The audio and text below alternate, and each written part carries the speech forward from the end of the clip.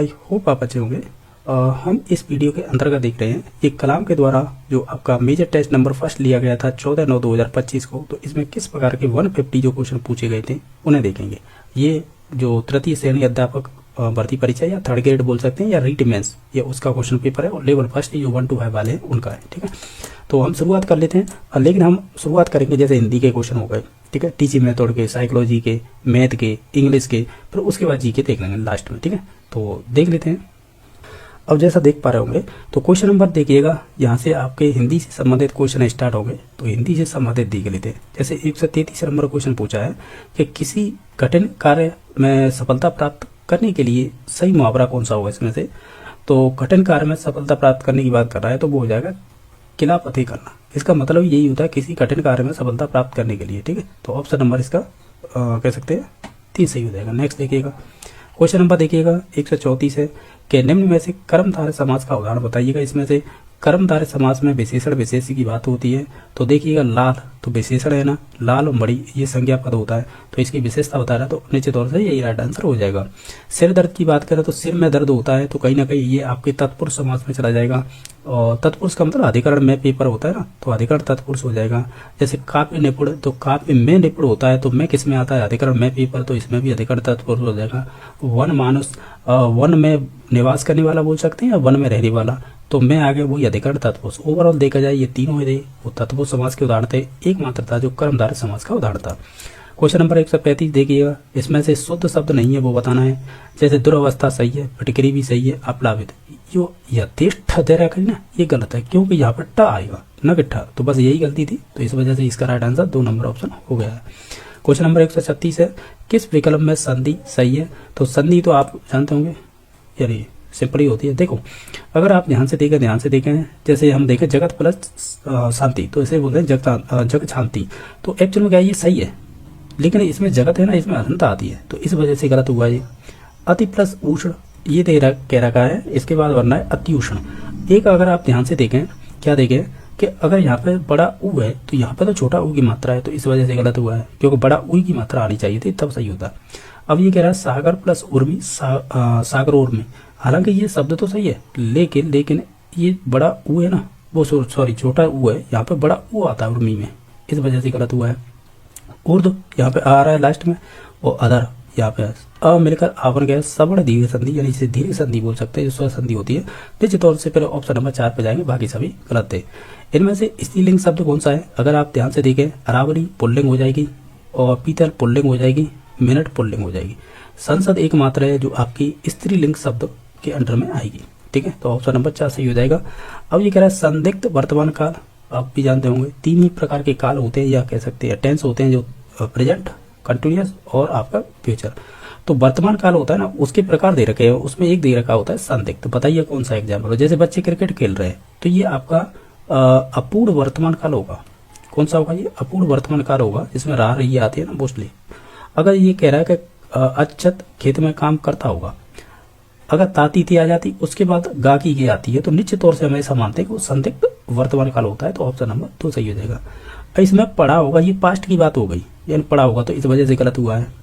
इसमें आज वर्षा हो सकती है, तो ये संभाव्य कह सकते हैं वर्तमान काल हो जाएगा, संभाव्य। ठीक है, तो इस वजह से ये इनसे कोई संबंध नहीं था, तो ऑप्शन नंबर इसका 2 ही सही हो जाएगा। नेक्स्ट देखिएगा, मध्यम पुरुष सर्वनाम का प्रयोग किस वाक्य में हुआ है। मध्यम पुरुष में आते हैं क्या आप वगैरह इस प्रकार के शब्द आते हैं, तो देखो मैं तो उत्तम हो जाएगा, ये गलत। वह, ये अन्य पुरुष में चला जाएगा, वह अन्य में चला जाएगा, लेकिन आप, वह अपने आप का मतलब ये निजवाचक की बात कर रहा है, तो ये भी गलत है, क्योंकि ओवरऑल हम ये कहेंगे कि ये मध्यम पुरुष में नहीं आते हैं।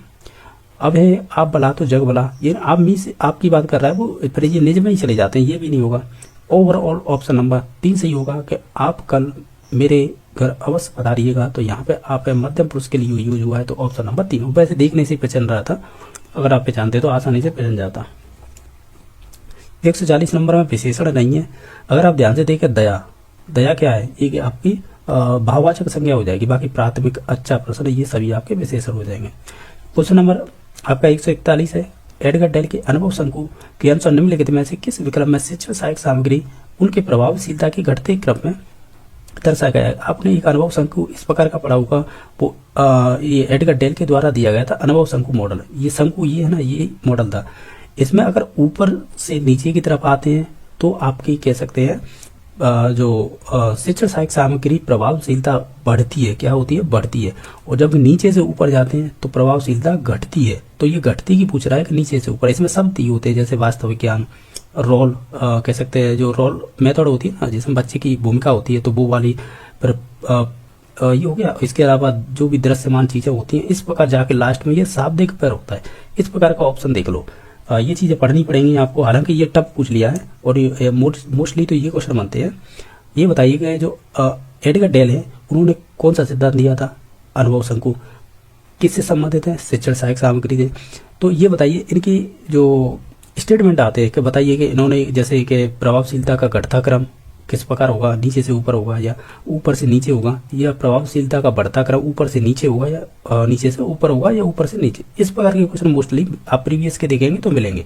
ये ज्यादातर सेकंड ग्रेड में पूछे जाते हैं, ये रीट वगैरह में नहीं पूछते हैं, पर एक्चुअल में क्या है कि अनुभव के तौर पर उन्होंने यहाँ पर डाल दिया है ये क्वेश्चन। हालांकि इसका राइट आंसर अगर आप देखेंगे ध्यान से तो ऑप्शन नंबर हो जाएगा इसका 3 नंबर, जो प्रदर्शित सामग्री, चलचित्र और दृश्यात्मक प्रतीक। ठीक है, तो ऑप्शन नंबर 3 हो जाएगा। फिर इसके बाद है और भी चीजें आएंगी, फिर लास्ट में आएगा शाब्दिक, जैसे वर्बल बोलते हैं। ऊपर की साइड जाएंगे तो शाब्दिक आएगा, नीचे की तरफ आएंगे यहाँ पे तो प्रत्यक्ष अनुभव आएगा। तो इस प्रकार की चीजें आपने पढ़ी होंगी थ्योरी में, तो निश्चित तौर से आप समझ रहे होंगे। नेक्स्ट देखिएगा कि ये कह रहा है कि प्लानन, इसे फ्लैनल बोर्ड बोलते हैं, प्लानन बोर्ड। तो प्लानल बोर्ड है, इसके बारे में बताइए, इसका प्रयोग होता है किस में होता है। तो हम कहेंगे अगर इसे ध्यान से देखें सभी ऑप्शनों को, देखो लेखन के लिए तो होता था ना, श्रवण के लिए। अब होगा तो इन दोनों में से, और वो कौन सा होगा, ये होगा चित्र प्रदर्शन हेतु। यानी प्लानर बोर्ड होता है ना, स्कूल सीबीएसई वाले होते हैं, देखो होगा आपने, ये ऐसा बोर्ड सा होता है, इस पे गत्ता वाइट जैसा लगा होता है, तो बच्चे इसमें जो भी चित्र बना के लाते हैं उसमें चिपका देते हैं। ठीक है, तो उसी से संबंधित होता है ये प्लानर बोर्ड। तो ओवरऑल ऑप्शन नंबर इसका 3 सही हो जाएगा। नेक्स्ट देखिएगा, ये कह रहा है कि वाक्य रचना एवं शब्दों के उचित प्रयोग का अभ्यास किया जाता है, वो किस विधि में कर सकते हैं यहाँ पे, जैसे कि वाक्य रचना और शब्दों के उचित प्रयोग का अभ्यास। ओवरऑल अगर आप ध्यान से देखें तो हम करेंगे फ्लैश कार्ड मेथड से। कैसे, उसमें जो वाक्य और शब्दों को लिखा हुआ होता है तो उनसे बच्चों को अभ्यास कराए जाते हैं, तो वही होते हैं फ्लैश कार्ड। तो ओवरऑल उनमें कोई ना कोई चित्र बने होते हैं। तो बताइए ऐसे एक्चुअल में होता क्या है कि बच्चों को सिखाने के लिए विभिन्न प्रकार के चित्र दिए जाते हैं। तो पहले तो उन्हें बता दिया जाता है ये चीज ये इससे संबंधित, फिर उसके बाद उन्हें अभ्यास कराने के लिए वो फ्लैश कार्ड दिया जाता है। उनमें बताना होता है ये किसका चित्र है, या किससे संबंधित फल है, या किससे संबंधित कोई अन्य चीज है, तो उस प्रकार होती है। तो ऑप्शन नंबर 2 सही हो जाएगा। क्वेश्चन नंबर नेक्स्ट है कि अनुलिपि, प्रतिलिपि और श्रुतिलिपि आदि कार्य किस भाषिक क्षमता के प्राप्ति में सहायक होते हैं। देखो अनुलिपि, प्रतिलिपि और श्रुतलिपि ये सुनकर लिखी जाने वाली लिपि है। प्रतिलिपि का मतलब कॉपी करना है, अनुलिपि का भी मतलब एक तरह से कॉपी होता है, यानी किसी का आप अनुकरण कर रहे हैं। तो लेकिन बताइएगा ये भाषिक जो क्षमता होती है या दक्षता प्राप्त करने के लिए ये किसकी सहायक चीज है। तो ओवरऑल अगर आप देखें इन सभी ऑप्शनों को, ये सभी लेखन की संबंधित होती हैं। क्या चीज है, अनुलिपि, प्रतिलिपि और श्रुतलिपि। अगर अनुलिपि की बात की जाए इसकी, तो ये क्वेश्चन बन चुके हैं रीट में, तो ध्यान रखना है ये संबंधित होती है आपकी जैसे कि किसी पार्ट को आप वैसा का वैसा कॉपी करते हैं या लिखते हैं, तो वो। अब प्रतिलिपि का मतलब होता है, हालांकि देखा जाए तो मैंने बताया था एक तरह से कॉपी करना किसी चीज की, हालांकि इसका मतलब कॉपी करना नहीं होता। ये जो चीजें दी जाएंगी ना उसे लिखा जाएगा ना, वो होता है अपने अनुसार। तब तो इसमें तो ये है कि अपने अनुसार लिखना, और इसमें भी अपने अनुसार लिखना ही होता है, लेकिन एक्चुअल में बिल्कुल डिक्टो कॉपी होती है एक तरह से। और श्रुतलिपि का मतलब होता है सुनकर लिखना। तो ये तो आसानी से जान सकते हैं इसे, बाकी इन्हीं में कन्फ्यूजन होता है। तो ओवरऑल ये लेखन से संबंधित है। नेक्स्ट देखिएगा, मौखिक और लिखित प्रश्नोत्तरी द्वारा कितनी या कितने भाषाओं कौशलों का विकास किया जा सकता है। मौखिक और लिखित के द्वारा प्रश्नोत्तर द्वारा कितने कौशलों का कह सकते हैं विकास किया जा सकता है भाषाई।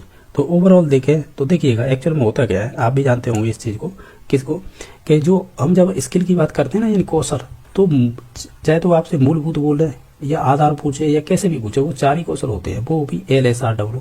तो ये मौखिक हो, लिखित हो, प्रश्नोत्तर द्वारा कितने भाषाई कौशलों का विकास किया जा सकता है, तो वो 4 हो जाएंगे। ऑप्शन नंबर इसका 2 सही हो जाएगा। हालांकि आप ऐसे मत समझना मौखिक और लिखित ये 2 ही हो रहे हैं, मौखिक का मतलब बोलना और लिखित का मतलब W, तो 2 ही हो रहे हैं, 2 नहीं है। निश्चित तौर से इसमें 4 कौशल होते हैं, क्योंकि मौखिक से देखो जो भी बोल रहा है तो आप सुन भी रहे हैं, उसे समझ भी रहे हैं फिर उसे लिख भी रहे हैं, यानी ये आपस में संबंधित होते हैं एक दूसरे से सभी कौशल। आप ऐसे नहीं कह सकते कि रीडिंग पहले वाला कौशल सिखाएंगे फिर बाद में लिखित वाला यानी डब्ल्यू वाला सिखाएंगे यानी राइटिंग वाला, तो ऐसी चीज़ नहीं, ये कह सकते हैं आपस में अंतर संबंधित होते हैं ओवरऑल ये। तो ऑप्शन नंबर इसका तो सही हो जाएगा। मातृभाषा शिक्षण की सर्वाधिक प्रचलित और संगत विधि कौन सी है? किसके लिए? मातृभाषा के लिए। जैसे प्रयोगशाला तो होगी नहीं, प्रोजेक्ट विधि होगी नहीं, तो फिर कौन सी होगी इन दोनों में से? तो व्याकरण विधि होती नहीं है, फिर अनुकरण विधि हो जाएगी, क्योंकि अनुकरण विधि के द्वारा ही बच्चा है घर में बहुत सारी चीज़ें सीखता है किसी को देखकर, चाहे वो मम्मी हो या पापा हो, ठीक है। तो बहुत सारी चीज़ें तो वो मातृभाषा के अंडर में हम इसे रख देंगे, ठीक है। नेक्स्ट देखिएगा कि बनावटी से उच्चारण का व्यवहार बालक के भाषाई पिछड़ेपन के निम्न में से कौन सा एक कारण आता है? ये कह रहा बनावटी या बनावटीपन से उच्चारण का व्यवहार बालक के भाषाई पिछड़ेपन का निम्न में से कौन सा कारण आता है? तो ओवरऑल देखें तो ये दुरभ्यास होगा। दुरभ्यास मीन्स यहाँ पे कोई ऐसी चीज तो देने लगी समझाने की, पर ये है हम ऐसे कह सकते हैं क्या कह सकते हैं, दुरभ्यास का मतलब वैसे देखा जाए तो देखो, दुर माने तो बुराई होता है, अभ्यास माने जो भी प्रैक्टिस की जाती है। तो हम ऐसे बोल सकते हैं जब कोई चीज आप गलत उच्चारण करेंगे ना तो फिर आप गलत ही सीखेंगे उसके बारे में, या गलत ही बोलेंगे, गलत ही सीखेंगे, तो उस हिसाब से तो ऑप्शन नंबर 6 सही हो जाएगा। ओवरऑल कहें तो दुरभ्यास का मतलब हमें यही निकालेंगे फिर, जैसे कि गलत उच्चारण करना या गलत अभ्यास करना यानी, ठीक है, और या गलत बोलचाल में जो भी चीज़ सीखते हैं तो फिर यानी जैसा आप सुनोगे वैसा ही बोलोगे, सिंपल सा लॉजिक, गलत सुनोगे गलत ही बोलोगे, तो उस हिसाब से तो ऑप्शन नंबर इसका 6 सही हो गया। 48 नंबर क्वेश्चन देखिए, यानी 148 क्वेश्चन नंबर, व्याकरण शिक्षण या व्याकरण शिक्षा है स्वतंत्र रूप से किस विधि में नहीं दी जाती है? तो वो भाषा संसर्ग विधि है ना, उसमें नहीं दी जाती। बाकी आगमन विधि से संबंध नहीं, ना निगमन ना पाठ्य पुस्तक, केवल भाषा संसर्ग विधि है जो व्याकरण शिक्षा को स्वतंत्र रूप से विधि में नहीं दी जाती, वो है ऑप्शन नंबर 1, ठीक है। यानी भाषा संसर्ग विधि है, इसमें व्याकरण की शिक्षा नहीं दी जाती है, यानी ऐसे कह सकते हैं भाषा के साथ व्याकरण की शिक्षा दी जाती है, तो इसलिए तो ऑप्शन नंबर 1 सही हो जाएगा। क्वेश्चन नंबर देखिए 149 है कि आगमन विधि का रूप कौन से होते हैं? एक तो सहयोग विधि होती है, एक प्रयोग विधि होती है। अगर आपसे यहाँ पे ये पूछता है कि निगमन विधि के कौन से 2 रूप होते हैं, तो फिर ये सूत्र विधि होती है, पाठ्यपुस्तक विधि। तो बी और सी है ये तो आगमन विधि से संबंधित हैं, और ए और डी किसी में है क्या? नहीं है, तो हम लिख देते हैं यहाँ पे ए और डी है, ये आपकी जो निगमन विधि होती है ना उसके 2 रूप होते हैं, क्योंकि ये क्वेश्चन बन चुके हैं रीट में। निगमन विधि के रूप कितने होते हैं? 2, ये भी पूछा है 2, और कौन कौन से होते हैं? एक तो होता है सूत्र विधि, एक पाठ्य पुस्तक विधि। कौन सा? सूत्र और पाठ्य पुस्तक, ठीक है। बाकी है भाषा शिक्षण के उपागम कौन से होते हैं? ये दोनों ही होते हैं, चाहे पाठ संसर्ग हो या रचना शिक्षण उपागम हो, ये दोनों ही आपके भाषा शिक्षण के उपागम माने जाते हैं, ठीक है। तो ऑप्शन नंबर 3 सही हो जाएगा। अभी हम आगे देख लेते हैं, ये है आपके साइकोलॉजी से संबंधित आपकी जो मेंस एग्जाम होगी ना, तो उसमें भी 10 क्वेश्चन आएंगे, तो देख लीजिएगा साइकोलॉजी से संबंधित किस प्रकार के क्वेश्चन बने। 77 नंबर क्वेश्चन है, आप अगर ध्यान से देखें इसे क्वेश्चन को, तो इसमें पूछा गया है कि निम्नलिखित में से कौन सा कथन अधिगम के बारे में सही है? यानी जो अधिगम चैप्टर है उससे संबंधित ये कथन पूछे जा, जैसे कि ये कह रहा है कि परिपक्वता द्वारा व्यवहार में परिवर्तन अधिगम होता है, तो जो मैच्योरिटी होती है ना उसके द्वारा जो परिवर्तन शरीर में होते हैं तो वो अधिगम नहीं होता है, ठीक है। तो ये वाला कथन गलत हो जाएगा। अधिगम में यानी अधिगम व्यवहार में अपेक्षाकृत अस्थायी परिवर्तन होता है, ये गलत है, स्थायी होता है, अस्थायी नहीं हुआ, यहाँ पे स्थायी हुआ, तो इस वजह से गलत हुआ है। बाकी अधिगम एक उत्पाद है ना कि प्रक्रिया, हम ये कहेंगे अधिगम एक प्रक्रिया है ना कि उत्पाद, ये उल्टा कर दिया है। यानी ये वाला सेंटेंस है ना, ये तो आगे आना चाहिए था, और ये वाला है वो पीछे आना चाहिए था, और ये स्टेटमेंट कुछ इस प्रकार होता है कि अधिगम एक प्रक्रिया है, उत्पाद नहीं, ऐसा होगा। ये अधिगम एक प्रक्रिया है ना कि उत्पाद, ऐसे भी बोल सकते हैं, तो इस वजह से ये गलत हुआ है। तो बचा फिर एक ही कि अधिगम से तात्पर्य उन परिवर्तनों से होता है जो अभ्यास और अनुभव या अनुभवों के द्वारा फलस्वरूप परिवर्तन होता है, उसी कहते हैं हम अधिगम। तो ऑप्शन नंबर 4 सही हो जाएगा। क्वेश्चन नंबर नेक्स्ट देखते हैं, जो है आपका 78 नंबर क्वेश्चन, वो कुछ इस प्रकार पूछा है आपसे।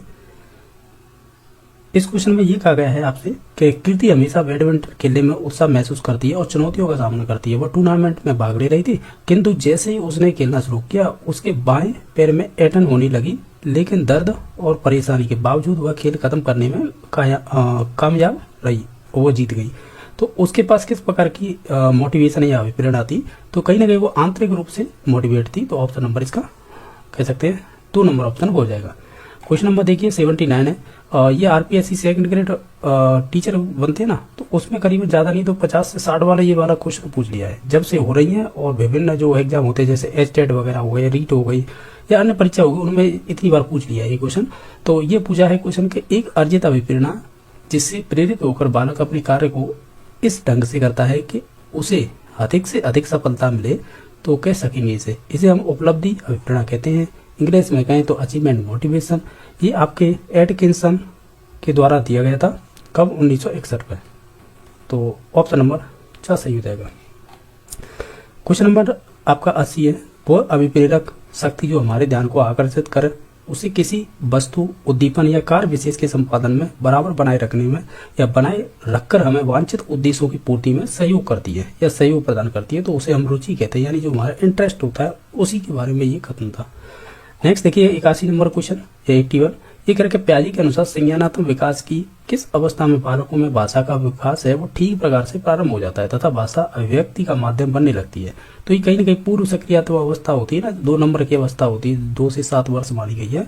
तो उसी में ऐसा होता है कि जो भाषा का विकास ठीक प्रकार से बच्चा प्रारंभ कर लेता है। ठीक है, तो ऑप्शन नंबर 1 सही हो जाएगा। क्वेश्चन नंबर नेक्स्ट है कि कोलबर्ग के नैतिक विकास सिद्धांत के अनुसार आत्म परिपूरक पारस्परिकता, इंग्लिश में क्या कह रहा है यहाँ पे, सेल्फ कॉम्प्लीमेंट्री रेसिप्रोसिटी, यानी एक तरह से नैतिक विकास के चरण में आती है। या विशेषता क्या है इसी बताइएगा। यानी ओवरऑल ये है, हिंदी में आप कह रहे हैं इसे आत्म परिपूरक पारस्परिकता और इंग्लिश में कह रहे हैं सेल्फ कॉम्प्लीमेंट्री रेसिप्रोसिटी। ये बताइएगा जो लॉरेंस कोलबर्ग ने अपने सिद्धांत में 3 लेवल बताए थे, 6 स्टेज बताई थी। तो आप तो ये लेवल तो 3 हो ही जाते हैं, जैसे 1 2 3। तो इसमें बताइएगा ये वाली जो आत्म परिपूरक है ना, ये किस में आएगी, जब फर्स्ट वाले की आएगी, इसकी भी 2 अवस्थाएं हो जाती हैं। यानी लेवल फर्स्ट में 2 अवस्थाएं होती है, 1 नंबर की, 2 नंबर की। जो 2 नंबर की अवस्था होती है ना, उसे ही हम क्या कहते हैं, उसे बोलते हैं हम, इंग्लिश में कहें तो यहाँ पर दे रखा है इंस्ट्रूमेंटल रिलेटिविस्ट ओरिएंटेशन। अगर हिंदी में कहें तो साधनात्मक सापेक्षवादी उन्मुखता। यानी ये जो 4 नंबर ऑप्शन है ना, वो ये 2 नंबर की अवस्था होती है। और ये 1 नंबर दे रखा है वो 1 नंबर वाली होती है, जैसे दंड एवं आज्ञाकर्ता बोलते हैं, जैसे पनिशमेंट एंड ओबीडेंस ओरिएंटेशन। दूसरे नंबर की होती है इंस्ट्रूमेंटल रिलेटिविस्ट ओरिएंटेशन।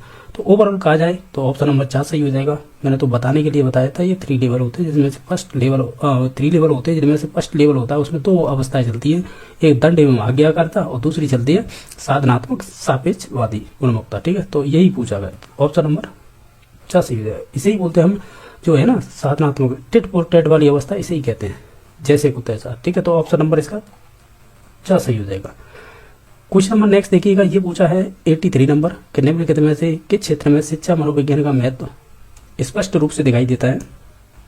तो ये आपके जो विद्यार्थी होते हैं ना या स्टूडेंट होते हैं, विकासात्मक विशेषताओं को समझने में महत्वपूर्ण होता है। विद्यार्थी की जो व्यक्तिगत विभिन्नता होती है उसे भी समझने में महत्वपूर्ण होता है। प्रभाव शिक्षण विधियों को पहचानने में भी और पाठ्यचर्या के निर्माण में भी। ओवरऑल सभी ऑप्शन ये सही हो जाएंगे। ठीक है, तो यानी ये है कि शिक्षा मनोविज्ञान का महत्व स्पष्ट दिखाई देता है, इन चारों के थ्रू दिखाई देगा। नेक्स्ट देख लेते हैं, वो है 84 नंबर क्वेश्चन। वो कुछ इस प्रकार पूछा है, ये कह रहा है कि शिक्षा मनोविज्ञान के क्षेत्र में विभिन्न श्रेणियों के अंतर्गत वर्गीकृत किया जा सकता है। वृद्धि और विकास के ज्ञान को किस श्रेणी के अंतर्गत वर्गीकृत किया जा सकता है। तो वो अधिगम होते हैं ना, या तो यहाँ पर लर्नर बोल रहेगा ये, या यहाँ पे स्टूडेंट बोले, या यहाँ पे विद्यार्थी बोले हिंदी में कहें तो, या यहाँ पे पॉपुलर बोलते हैं ना, पॉपुलर बोलते हैं ये बोले। तो ये सभी है, स्टूडेंट के लिए ये शब्द यूज होता है, जैसे लर्नर हो गया, स्टूडेंट हो गया, पॉपुलर बोल सकते हैं। तो ये सभी चीजें आपके अधिगम कर्ता से संबंधित कही जा रही है बात। ठीक है, नेक्स्ट देखिएगा, गुथरी का अधिगम सिद्धांत किस नाम से प्रसिद्ध है। इसे बोलते हैं कंटिग्यूटी थ्योरी, यानी कंटिग्यूटी थ्योरी या कॉन्टिग्यूटी थ्योरी कुछ भी बोल सकते हैं प्रोनाउंसिएशन में। तो ये आपकी गुथरी से संबंधित है, ये अधिगम के सिद्धांत में आती है।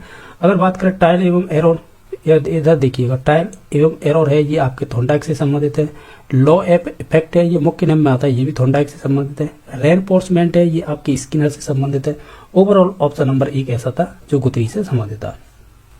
क्वेश्चन नंबर नेक्स्ट है, एक मछुआरा तालाब में कांटा डालता है, 10 मिनट में एक मछली मिल जाती है, कभी उसे 30 मिनट में मिलती है। तो ये किस प्रकार का पुनर्वलन है। तो ये से हम वेरिएबल बोलते हैं। वेरिएबल मतलब परिवर्तित अनुपात है, यानी कोई निश्चित नहीं है कौन सी चीजों से कम मिलने वाली है, तो उसे ही बोलते हैं वेरिएबल रेशो। ठीक है, तो ऑप्शन नंबर 4 सही हो जाएगा। नेक्स्ट देखिए, एक गणित के अध्यापक ने बच्चों को प्रश्न का उत्तर देते समय विस्तार पूर्वक बोर्ड मास का नियम समझाया और उससे प्रश्न हल करवाए, यानी प्रश्न हल करने के लिए कहा गया। तो यह नियम यह किस नियम का उदाहरण होगा, इस प्रकार का ये क्वेश्चन है।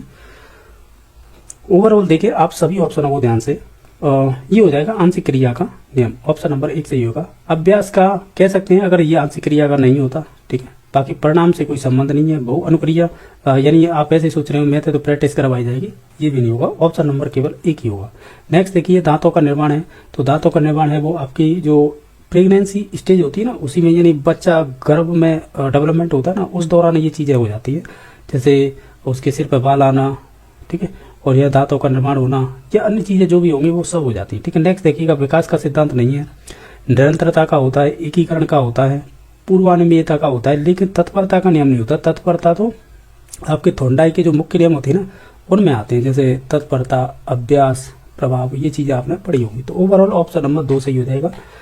नेक्स्ट देखिएगा, इसमें पूछा गया है कि निम्नलिखित में से कौन सा संवेग, यानी कह सकते हैं इमोशन की विशेषता नहीं है। अगर आप देखें तो ये तात्कालिक क्षणिक होते हैं, ये बात सही है। संवेग शारीरिक परिवर्तन से जुड़े होते हैं, जैसे धड़कन तेज होना, पसीना आना, ये भी बात सही है। संवेग अनुभव और व्यवहार दोनों को प्रभावित करते हैं, ये भी बात सही है।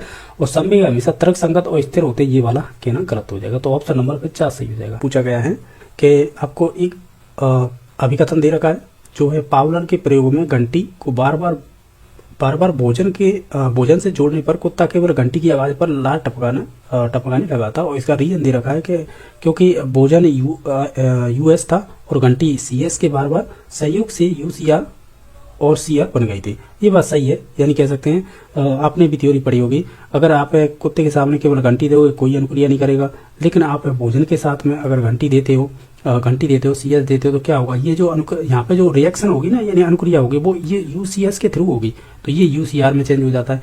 ये तीसरे स्टेप में सीएस है ना, इसे बार बार दोहराया जाता है, यानी पहले घंटी देंगे फिर उसके बाद है आप है यूसीएस, यानी जो भोजन देंगे। तो फिर ये अनुक्रिया थी ना केवल घंटी के थ्रू ही होने लग गई थी, यानी सीएस से सीआर, तो ये अनुबंध हो गया था निश्चित तौर से। तो ये कहने वाला था, तो ये यूँ कहेंगे हम कि दोनों सही है और आर है वो एक ही सही व्याख्या करता है। इसके बाद देख लेते हैं। इसके बाद देखिएगा आप क्वेश्चन नंबर 115 जो पूछा गया है, ये टीचिंग मेथड से पूछे गए हैं। मैं बताते चलूंगा ये किस टीचिंग मेथड में आता है। हालांकि प्रोजेक्ट मेथड है वो सभी सब्जेक्टों में कॉमन है, आप ऐसे कह सकते हो हर एक सब्जेक्ट में ये कॉमन है। तो निश्चित तौर से देखिएगा ये क्वेश्चन क्या बना है।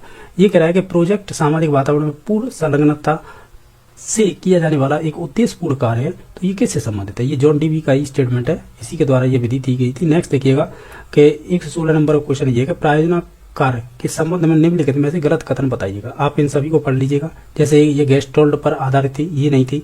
मॉरिसन के द्वारा दी गई थी इकाई योजना, वो थी आधारित, ये नहीं थी। तो ये वाला स्टेटमेंट गलत हो जाएगा।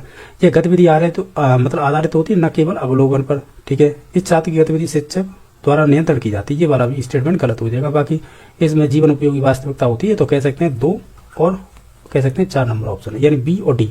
बी और डी किस में है, एक्चुअल में क्या है, हमें पूछा क्या गया था, एक सेकंड रुकिएगा, हमें गलत पूछा गया था, माफी चाहूंगा, मैंने सही बता रहा था। तो गलत कौन कौन से थे, एक तो पहले नंबर का ही गलत बताया था और एक 3 नंबर का। तो ए और सी किसमें, ए और सी ऑप्शन नंबर 2 सही हो जाएगा। नेक्स्ट देखिएगा, ये सामाजिक अध्ययन ऐतिहासिक भौगोलिक तथा सामाजिक संबंधों में अंत संबंधों का अध्ययन किया जाता है, ये डेफिनेशन किसकी है।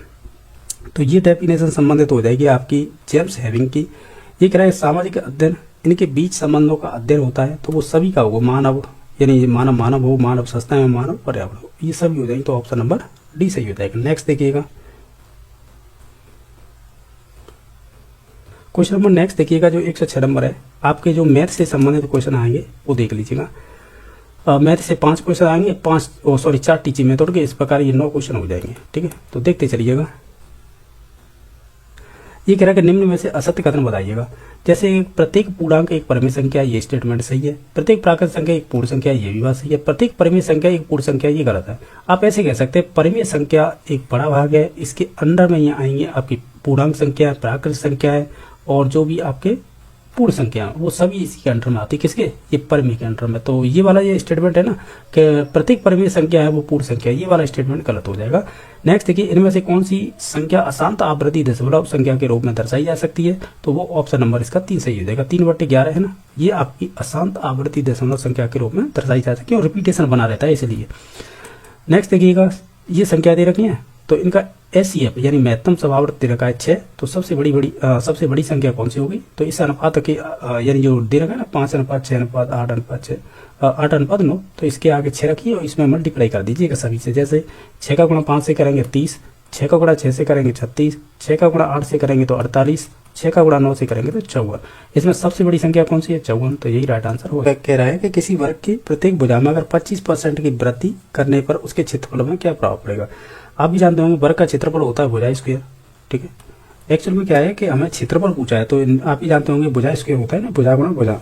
तो मान लीजिएगा पहले कोई भुजा थी 100, अब इसमें 25% की वृद्धि करके आप इसे 125 कर देंगे। इसी प्रकार भुजा सेकंड ले लेते हैं, उसमें भी यही होगा। क्या होगा कि 100 थी और उसमें 25% की वृद्धि होगी 125। आप इसका मल्टीप्लाई करेंगे 100 × 100 यानी 10,000 हो जाएगा, और इसका करेंगे तो कितना हो जाएगा? ये मुझे करके देखना पड़ेगा, करीबन हो जाएगा ये। अगर मल्टीप्लिकेशन करेंगे तो ये करीबन आएगा, मैंने खुद से गुणा किया है 15,625। ये कितनी वृद्धि हो रही है इसमें? हम कहेंगे इसमें हो रही है 5,625। कितने पर? 10,000 पर, और गुणा 100, तो 2 0 से 2।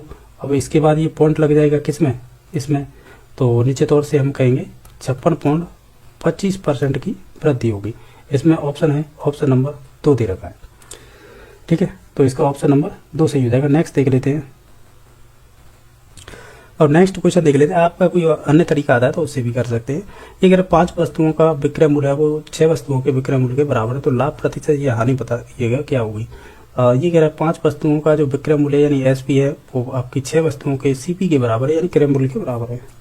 तो इसका मतलब होता है कि एसपी आपका 6 हो गया और फिर सीपी हो जाएगा आपका 5, और ये हो गया एसपी, ठीक है। तो यानी 5 रुपए की चीज थी, 6 में बेच दी, 1 रुपए का लाभ हो गया। कितने में? 5 पर गुणा करेंगे 100, तो 20% आए, क्या आएगा? लाभ, ठीक है। नेक्स्ट देखिएगा, ये कह रहा है कि 1024 के अभाज्य गुणनखंडों की संख्या क्या होगी?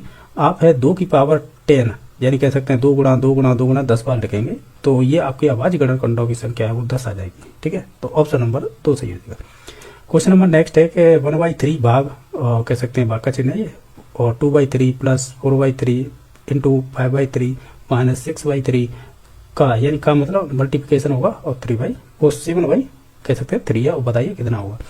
एक काम कीजिएगा, बाकी जो चीजें होती है ना, जैसे बट्टे में होती है तो वो उल्टे कर दीजिएगा, उससे गुणा हो जाता है। जैसे 1/3 है और ये भाग का चिन्ह है, तो इसे मैं गुणा में चेंज कर दूंगा और ये उल्टी हो जाएगी संख्या, तो 3/2, ठीक है।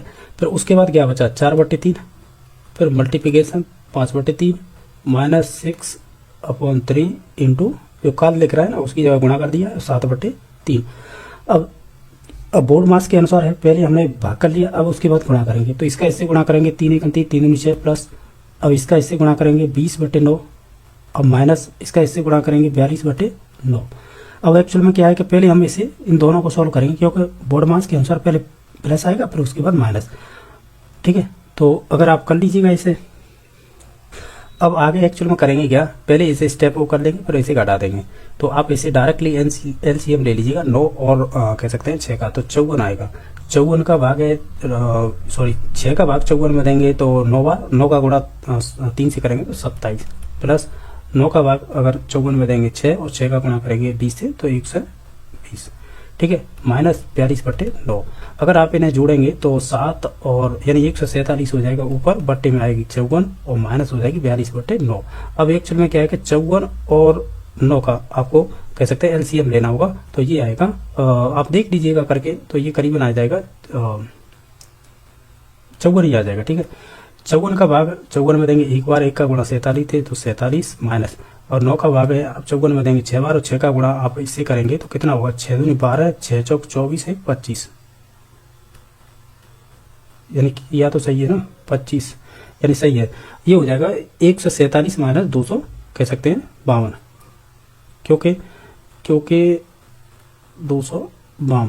क्योंकि हमने 42 का गुणा 6 से किया है इस वजह से, ठीक है।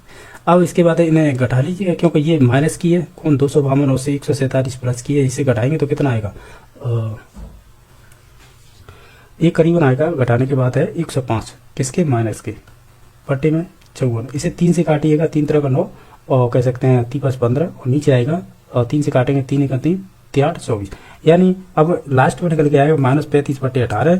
अगर -35 में 18 का भाग देंगे तो ये जाएगा, एक बार माइनस लगा ले, फिर बचेगा 17 और नहीं बट्टे में 18, ये वाला निकल गया है। वाकई में ये क्वेश्चन थोड़ा लेंथी था, पर फिर भी देख लीजिएगा कैसे किया था। आप भी जानते हो भाग का मतलब होता है अगर पट्टे में कोई चीज़ होती है तो वो उल्टी हो जाती है, तो हमने उल्टी करके गुणा कर दिया, गुणा होता है। फिर प्लस था और जो डाटा था उसी इसी कर रखा, का मतलब गुणा होता है। फिर उस हिसाब से बोर्ड मास के अनुसार पहले भाग करेंगे, फिर गुणा करेंगे, फिर प्लस करेंगे, लास्ट में माइनस करेंगे, तो उस हिसाब से ऑप्शन नंबर 3 सही हो जाएगा। नेक्स्ट देखिएगा, इसमें से कौन सा अवरोही क्रम है, यानी सबसे बड़ी संख्या कौन सी है, छोटी उससे छोटी। अवरोही का मतलब तो यही होता है।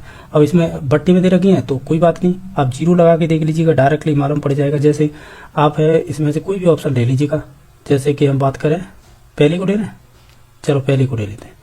तो ये 3/8 है, इसमें जीरो लगा ली, ठीक है।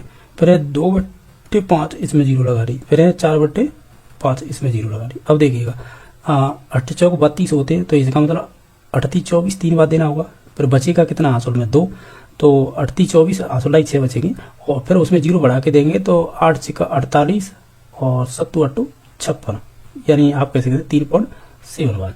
और इसका तो 0.4 बार, इसका 0.8 बार। अब इसमें सबसे बड़ी संख्या कौन सी है, ये वाली। ये कौन सी थी, 4/5। तो 4/5 किस में शुरुआत में, ये वाली, यही राइट आंसर हो जाएगा। क्योंकि इसके बाद इससे छोटी आएगी, कौन सी आएगी, ये 2/5 थी ना, क्योंकि इसमें 20 में हमने भाग दिया तो 0.4 बार आया था।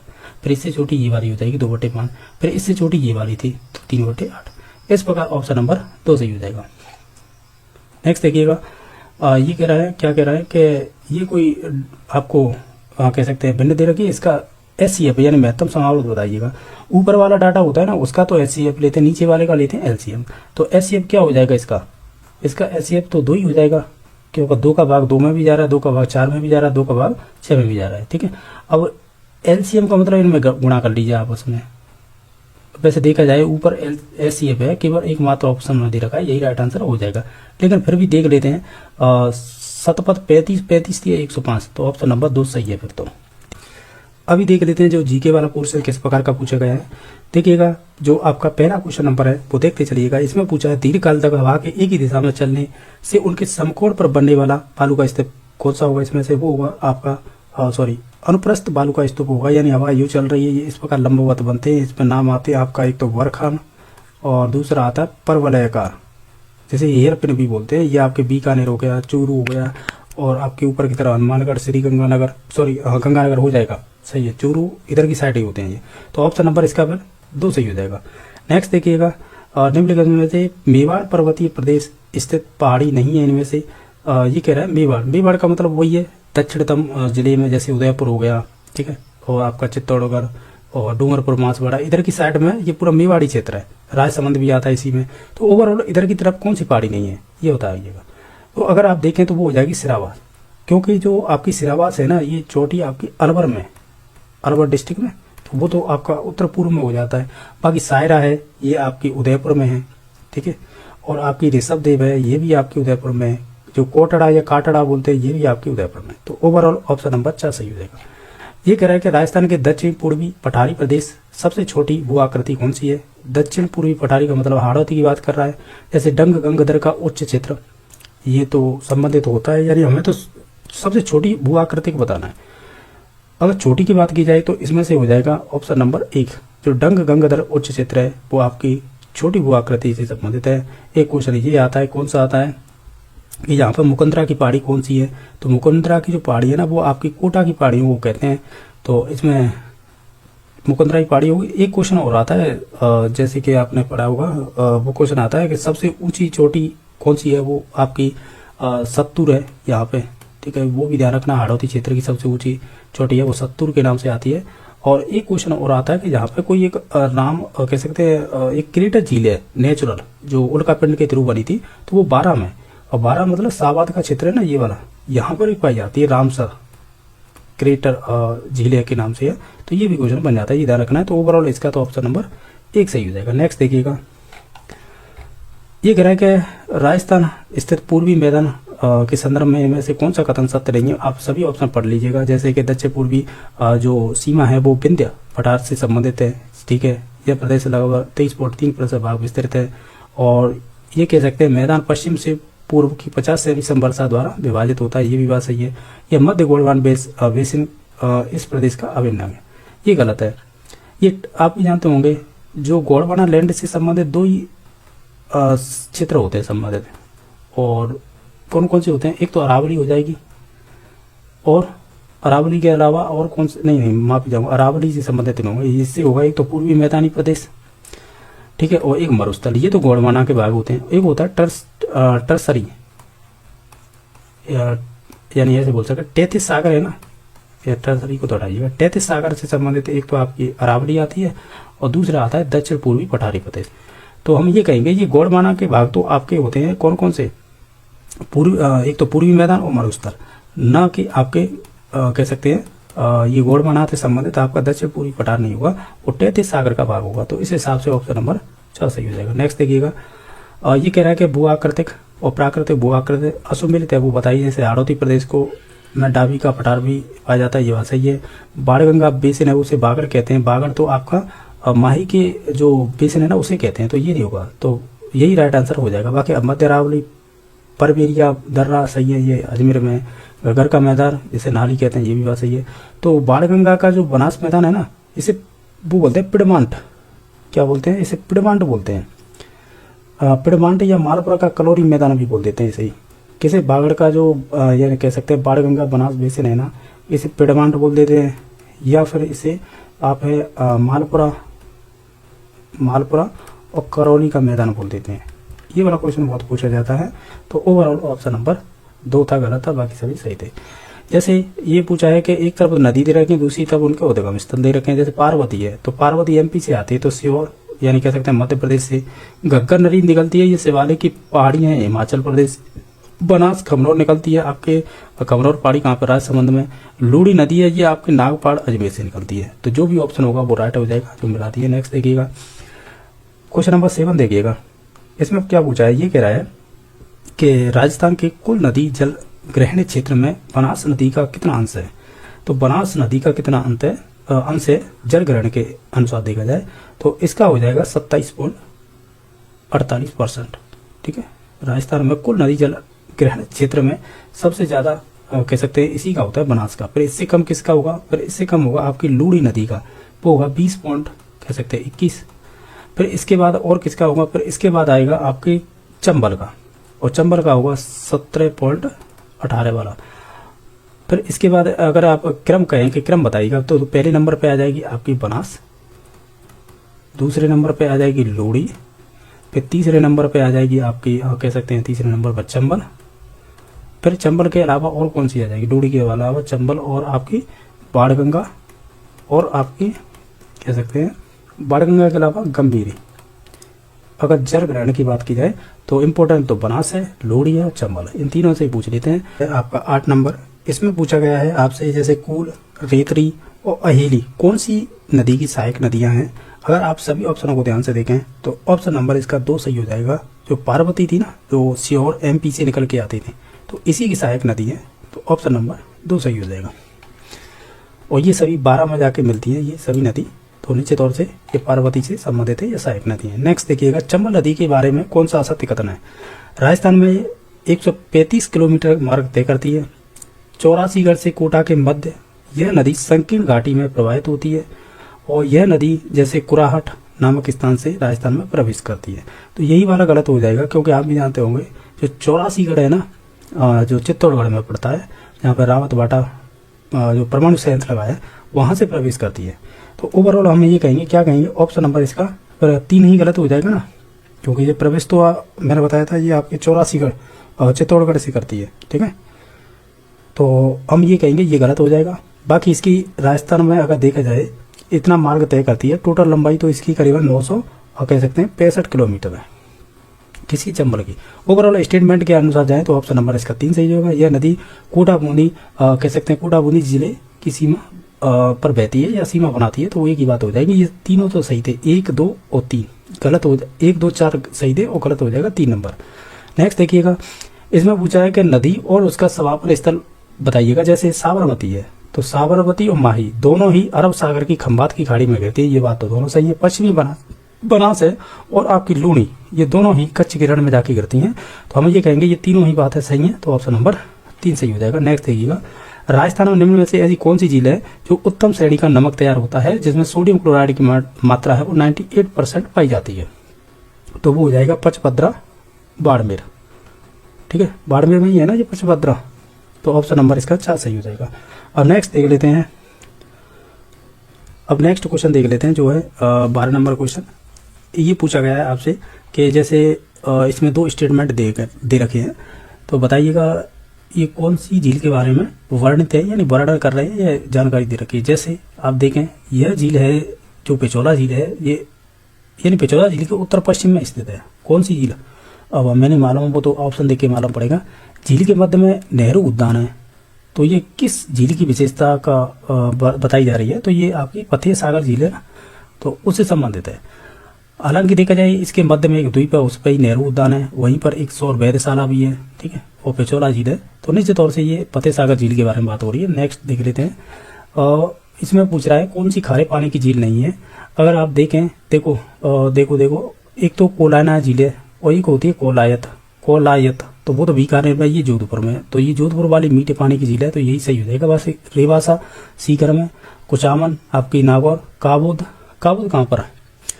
काबूद हो जाएगी आपकी संबंधित, कह सकते हैं ये कहाँ पर है, काबूद, ये आपकी शायद जैसलमेर में स्थित है। कौन सी? काबूद झील। हमें क्या पूछा था, कौन सी खारी नहीं है, तो वो हो जाएगी कोलाना, क्योंकि जोधपुर की ये मीठी है, और बाकी कोलायत बीकानेर, और आपकी रेवासा सीकर, कोआद को काबूद बोले या ऐसे ही, तो ये हो जाएगी जैसलमेर से, कुचामन हो जाएगी आपकी नागौर से। तो बाकी सभी कह सकते हैं ये खारे पानी की है, और जो कोलाना है वो मीठे पानी की झील है। नेक्स्ट देखिएगा, इसमें से असुमेलित बताइएगा। अगर आप देखें तो देखने से बनना है, अनूप सागर है ये जैसलमेर ना होकर कहाँ पे, बीकानेर में, तो ऑप्शन नंबर 3 सही हो जाएगा। नेक्स्ट देखिएगा, इसमें पूछा है कौन सा कथन सही नहीं है, अब ये बताना है। देखिएगा, एक्चुअल में अगर आप सभी स्टेटमेंटों को पढ़ेंगे, ये कह रहा है कि सागर बांध है वो बोरावास गांव के निकट कोटा में स्थित है, ये बात तो सही है। राणा प्रताप सागर बांध चंबल परियोजना के द्वितीय चरण में कह सकते हैं निर्मित हुआ था, ये भी बात सही है, ये द्वितीय चरण में हुआ था। ठीक है, घोसुंडा बांध है वो चित्तौड़गढ़ के जिले के बेड़च नदी पर स्थित है, तो ये भी बात सही है। गलत हो जाएगा 2 नंबर, ये कह रहा है कोटा बैराज है ना वो चंबल नदी पर स्थित सबसे लंबा बांध है। अगर ध्यान से देखें, अगर हम सबसे लंबे बांध की बात करते हैं तो वो होगा आपका सबसे लंबा तो राणा प्रताप सागर बांध होगा ना, यानी राणा प्रताप सागर बांध होगा, ना कि कोटा बैराज, तो इस वजह से गलत हुआ है। बाकी अगर बात करें और चीज़ों की, जैसे एक जवाहर सागर बांध है ना, ये तृतीय चरण में बना था। ठीक है, और राणा प्रताप सागर है कि ये द्वितीय चरण में बन गया था। फिर फर्स्ट चरण में कौन से बने थे, एक तो गांधी सागर जो एमपी में, और एक है और हो गया, तो यही तो 3 थे, एक तो मतलब एमपी में हो गया और 3 अपने राजस्थान में। तो एक तो रावत भाटा वाला हो जाता है जो राणा प्रताप सागर बांध, ये द्वितीय चरण में बता रहा है। कोटा बैराज ये तृतीय चरण में बता रहा है, तो ये कोटा बैराज वाला है ना, तो फिर ये वाला होगा फर्स्ट चरण में, समझ रहे हो ना। गांधी सागर फर्स्ट चरण में, ये फर्स्ट चरण में, सेकंड में राणा प्रताप सागर, तृतीय चरण में जवाब सही है, क्योंकि 2 थे आपके फर्स्ट में, फिर सेकंड में एक, फिर लास्ट में थर्ड में, तो इस प्रकार है। तो इसका राइट आंसर 2 नंबर हो जाएगा, ये सबसे लंबा बांध ये नहीं है। नेक्स्ट देखिएगा, इनमें से बताइएगा कि ये कौन सा सही होगा। कथन दे रखा है कारण, जैसे संपूर्ण राजस्थान उष्ण कटिबंध में आता है, कर्क रेखा राजस्थान के डूंगर बांसवाड़ा, ये दोनों ही सही है, तो ऑप्शन नंबर 1 सही हो जाएगा। क्वेश्चन नंबर 17 देखिएगा, इसमें पूछा राजस्थान में चलने वाली पश्चिम उत्तर हवाओं की अवधि सबसे अधिक उपयुक्त कौन सा है, इसमें से विकल्प। तो जो पश्चिमोत्तर हवा चलती है ना, ये ग्रीष्म काल में चलती है, ग्रीष्म काल कब आता है, वो मार्च से कह सकते हैं जून के मध्य में आता है, तो ऑप्शन नंबर इसका 3 सही हो जाएगा। नेक्स्ट देखिएगा, ये कह रहा है कि विचार कीजिएगा। अब ये है जैसे कि प्रदेश में शीतकाल में चक्रवाती वर्षा होती है, उच्च दैनिक और वार्षिक तापांतर प्रदेश की मुख्य विशेषता होती है, तो बताइए ये किस जलवायु के बारे में बात हो रही है। तो निश्चित तौर से जहाँ पे दैनिक कह सकते हैं तापांतर या वार्षिक तापांतर है वो उच्च रहता है, तो ये कहीं ना कहीं, और इसके शीतकाल में चक्रवात की वर्षा होती है, कहीं ना कहीं ये शुष्क की बात ही हो रही है, यानी यही हो जाएगा ऑप्शन नंबर 4, यानी शुष्क जलवायु प्रदेश। नेक्स्ट देखिएगा, ये कह रहा है कि बताइएगा निम्नलिखित में से कौन सा युग्म है जो 30 सेंटीमीटर समवर्षा रेखा नहीं गुजरती है, यानी किन जिलों से होकर नहीं गुजरती है। अब देखो, जोधपुर और आपकी बाड़मेर से गुजरती है, और आपकी बीकानेर हनुमानगढ़ से गुजरती है, चूरू और नागौर से, लेकिन सीकर और झुंझुनू से नहीं गुजरेगी, तो ऑप्शन नंबर इसका 2 सही हो जाएगा। नेक्स्ट देखिएगा, कि इसमें से AW वाला प्रदेश निम्नलिखित में से कौन सम्मिलित नहीं है। झालावाड़ है, डूंगरपुर है और आपका बांसवाड़ा भी है, लेकिन कोटा नहीं है। एक चीज और ध्यान रखना, चित्तौड़गढ़ का दक्षिण, उदयपुर का दक्षिण, ये भी सम्मिलित होते हैं AW में। नेक्स्ट देखिएगा, ये कह रहा है कि national research centre for arid horticulture है की स्थापना कहाँ पर की गई थी। ये अच्छा क्वेश्चन है। इसकी स्थापना है वो आपकी की गई है कह सकते हैं बीकानेर में। नेक्स्ट देखिएगा, राजस्थान कृषि सांख्यिकी 2023-24 में किस राज्य यानी मतलब कौन से अपने राज्य में अग्रणी सरसों के उत्पादक जिले कौन से, ऐसे बताना है। यानी राजस्थान कृषि सांख्यिकी 2023-24 के अनुसार इसमें सर्वाधिक में देखा जाए तो टॉप हो जाएगा, अलवर हो जाएगा, श्रीगंगानगर। ऑप्शन नंबर 1 सही हो जाएगा। नेक्स्ट देखिएगा, अब ये कह रहा है कि निम्नलिखित में से किस कृषि जलवायु प्रदेश में जैसे ब्यावर, अजमेर, जयपुर, दौसा आते हैं, तो वो थर्ड में आते हैं। तो थर्ड के 2 दे रखे हैं, A और B। अब इसमें भी हमें देखो बाढ़ प्रभावित पूर्वी मैदान, ये तो होगा नहीं, होगा तो फिर अर्ध शुष्क पूर्वी मैदान होगा। तो ऑप्शन नंबर पर हम 1 पे जाएंगे। ठीक है। नेक्स्ट देखिएगा कि ये कह रहा है कि क्वेश्चन नंबर 24, राजस्थान में कपास उत्पादन और क्षेत्र के संदर्भ में असत्य कथन बताइएगा। जैसे हनुमानगढ़, श्रीगंगानगर जिलों में नरमा जो किस्म होती है वो अधिक प्रचलित है, ये बात सही है। इसके लिए इतनी वर्षा वाले क्षेत्रों में उत्पादित होती है, ये भी बात सही है। उत्पादन 90 दिन में पाला रहित होना चाहिए, तो कहीं ना कहीं ये भी बात सही है। ये कह रहा है गंगा, सुनहरी और सोनालिका ये प्रमुख फसलें हैं, तो ये नहीं है, क्योंकि ये जो फसलें हैं ना ये संबंधित हो जाएंगी आपकी कह सकते हैं सरसों से। नहीं, सरसों नहीं होगी, गेहूं होगी। यानी सोनालिका और गंगा, सुनहरी ये आपकी गेहूं की कह सकते हैं फसलों की या गेहूं की जो किस्म है उसके प्रकार होते हैं या नाम है, और बाकी ये तीनों स्टेटमेंट सही थे। नेक्स्ट देखिएगा, ये कह रहा है कि राजस्थान बजट 2024-25 के अनुसार राज्य में कौन से स्थान पर एग्रो फूड पार्क स्थापित किया जाएगा, वो सांच और जालौर में किया जाएगा। ठीक है, तो ऑप्शन नंबर 1 सही हो जाएगा। अगर आपसे ये पूछे कि मिनी फूड पार्क कहाँ पर स्थापित किया जाएगा, तब हम नाम लेंगे अनूपगढ़, गंगानगर। ठीक है। नेक्स्ट देखिएगा, इसमें पूछा है, इसे छोड़ दीजिएगा। नेक्स्ट देखिएगा, इसमें बताइए कौन से जिले में शीशम के वृक्ष पाए जाते हैं। तो शीशम के वृक्ष है वो सर्वाधिक पाए जाएंगे, पर्याप्त मात्रा मतलब बहुतायत में पाए जाते हैं, ऐसे पूछ रहा है ये। तो ये हो जाएगा आपका श्रीगंगानगर। अगर आपसे ये पूछे कि अर्जुन वृक्ष जो आपका कह सकते हैं एक औषधीय पौधा है, ये कहाँ पर पाया जाता है, ये रीट में पूछा हुआ क्वेश्चन है, तो वो हो जाएगा झालावाड़। ठीक है। अगर हमें पूछा था शीशम तो गंगानगर से संबंधित हो जाएगा, अर्जुन वृक्ष हो जाएगा वो झालावाड़ से संबंधित हो जाएगा। नेक्स्ट देखिएगा, जो क्वेश्चन नंबर 28 देखिएगा, राजस्थान वन विभाग प्रशासनिक प्रतिवेदन 2023 के अनुसार राज्य में दूसरा सर्वाधिक वन क्षेत्र प्रतिशत वाला कौन सा जिला है, तो वो हो जाएगा उदयपुर। पहले नंबर पर कौन सा आएगा, वो पहले नंबर पर आएगा प्रतापगढ़ जो होगा आपका 37.40%। दूसरा होगा आपका उदयपुर जो होगा 35.49%। फिर तीसरा आता है करौली, तो करौली में होगा समथिंग कह सकते हैं 32.77%। और फिर उसके बाद आता है 12 जो 32.18%। ये क्रम होता है। तो हमें पूछा था दूसरा, तो दूसरा हो जाएगा उदयपुर। इसमें पूछा है राजस्थान का कौन सा जिला है जहाँ पर 100 वर्ग किलोमीटर क्षेत्र से कम क्षेत्रफल पर वन क्षेत्र पाए जाते हैं, तो वो मात्र एक जिला है राजस्थान में जिसका नाम है चूरू। सही है ना, चूरू है जहाँ पर 79 पॉइंट कुछ किलोमीटर तक ही वन क्षेत्र है। यही पूछा था किसमें क्षेत्रफल वन कम है, किससे 100 किलोमीटर से भी, तो वो हो जाएगा चूरू जिला। क्वेश्चन नंबर नेक्स्ट देखिएगा कि राजस्थान की नीति 2023 के लक्ष्य यानी जो वन नीति थी ना उसके 2023 के लक्ष्य में शामिल नहीं था। अगर आप देखें तो पर्यावरण का अवकर्षण नहीं था, बाकी सभी ये तीनों चीजें थी।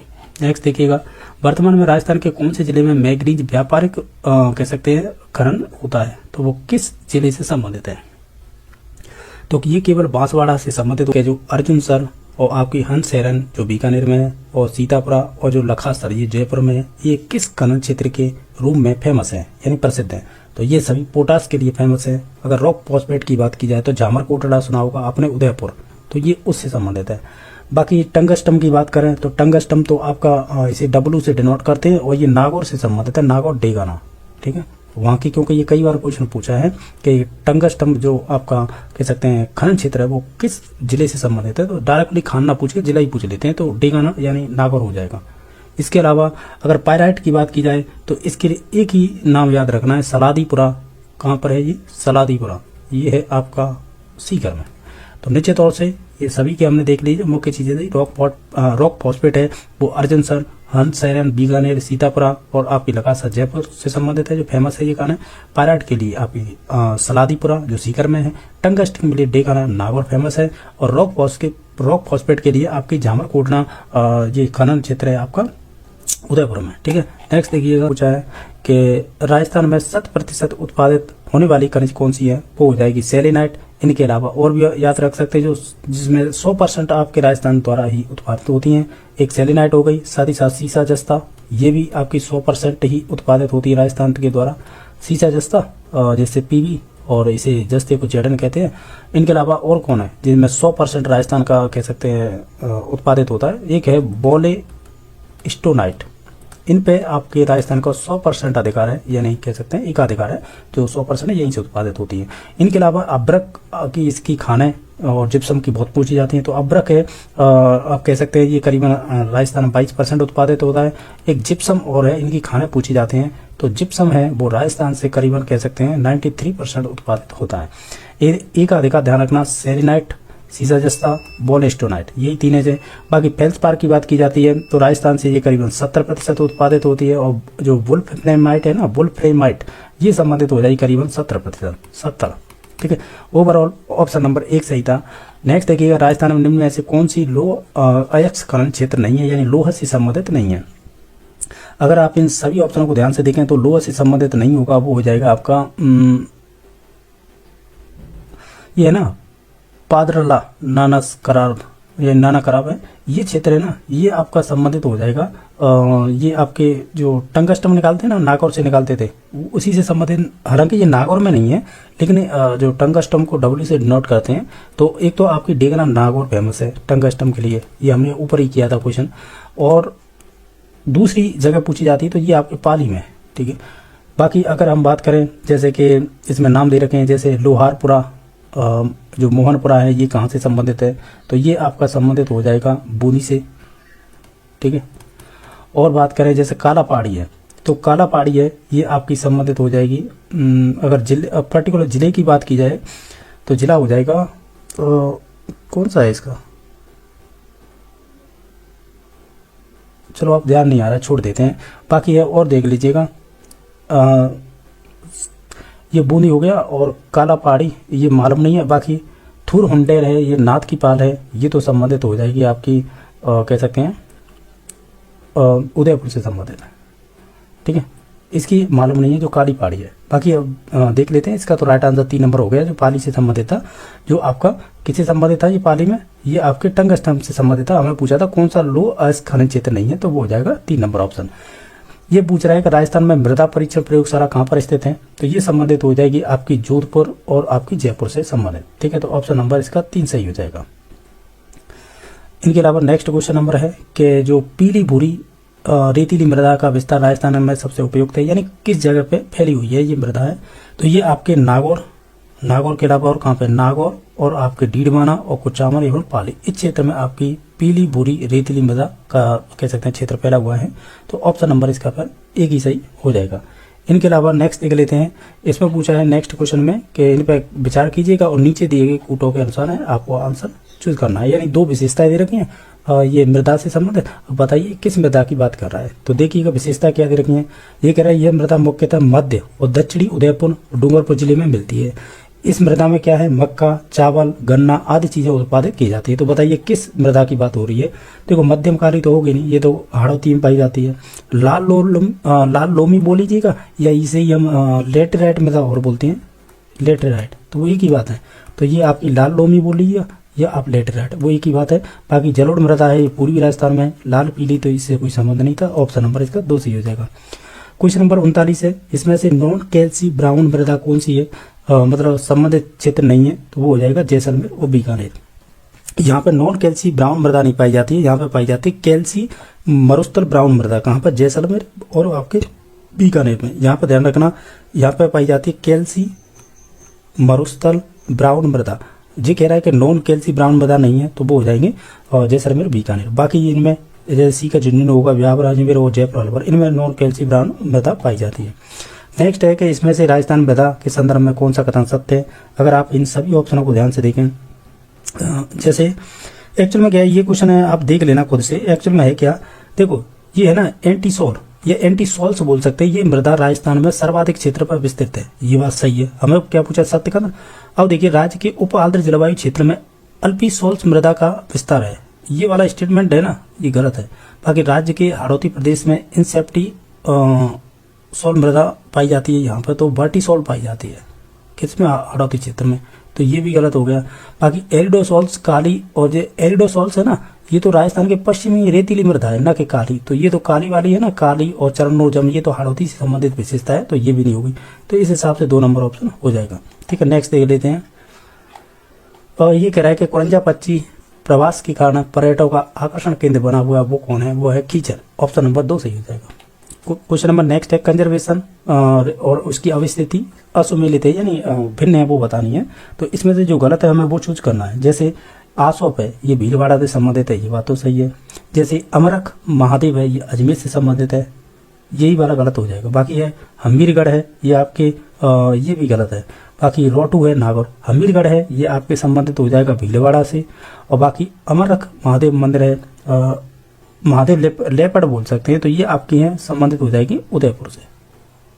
ठीक है, तो इस प्रकार इसके। अब हमें पूछा क्या था, असुमेलित, तो असुमेलित पर इसमें 2 हो जाएंगे, एक तो 2 और 3। नेक्स्ट देखिएगा, और इसमें पूछा है कि अरावली तथा विंध्याचल पर्वत श्रृंखला के संगम स्तर पर वन्यजीव संरक्षण कौन सा है। बंद बैराट, ये तो भरतपुर में, ये तो होगा मुकंदरा हिल्स कोटा, और ये आपके कोटा और एक और स्थान है उसके संबंध में बूंदी है शायद, या चित्तौड़गढ़। ये है आपके मुकंदरा हिल्स है, कोटा और चित्तौड़गढ़ के मध्य कह सकते हैं, दोनों की सम्मिलित भूमि में पाया जाता है। बाकी शेरगढ़, ये तो आपका 12 वाला हो जाएगा। शेरगढ़ अभ्यारण्य पूछा है, किले है तो 2 जगह, तो ऐसा करो शेरगढ़ पर ये 12 वाला है। ठीक है, बाकी है बस्सी, ये है आपके चित्तौड़गढ़, तो यही राइट आंसर हो जाएगा। हमें पूछा था अरावली पर्वतमाला और विंध्याचल जहाँ पर मिलते हैं उस संगम स्थल पर कौन सा अभ्यारण्य है, तो बस्सी चित्तौड़गढ़ वाला हो जाएगा अभ्यारण्य। नेक्स्ट है, इसमें से वन्यजीव संरक्षण दे रखे हैं, मुख्य जीव दे रखे हैं, असुमेलित है वो बताना है, यानी गलत है। जैसे रणथंभौर के लिए भारतीय बाघ, केवलादेव घना पक्षी, बिहार के लिए सफेद सारस, इसे साइबेरियन सारस भी बोल देते हैं। बाकी नाहरगढ़ अभ्यारण्य है, ये लंगूर और सेई के लिए। बाकी बंद बारेटा, हालांकि देखा जाए बंद बारेटा ना, ये भरतपुर से संबंधित है। ठीक है, तो ये इसमें चौसिंगा नहीं पाए जाते। चौसिंगा तो आपके ऐसे कह सकते हैं, ये तो आपके क्या बोलते हैं, उधर पाए जाते हैं, जो जैसे बस्सी वाला था ना क्वेश्चन हमने पीछे किया था, ये वाला बस्सी अभ्यारण्य, उसमें पाए जाते हैं। तो क्वेश्चन नंबर देखिएगा जो आपका 56 नंबर है, इसमें पूछा गया है आपसे कि जो तिजारा जैन मंदिर है वो किसको तीर्थकर को, यानी तीर्थकर है उसको समर्पित है। अगर आप देखें तो वो 8वें तीर्थकर हो जाएंगे आपके, 8वें कौन से, चंद्र प्रभु। तो ऑप्शन नंबर इसका कह सकते हैं 4 नंबर ऑप्शन सही हो जाएगा।